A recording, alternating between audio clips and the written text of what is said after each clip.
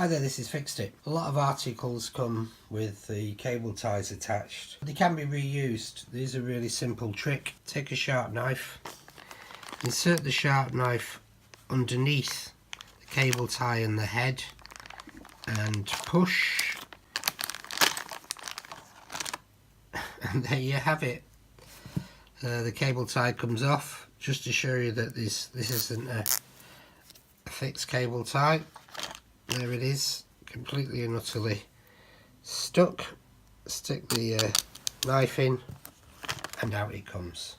I hope you liked the video. Thanks for watching. Bye.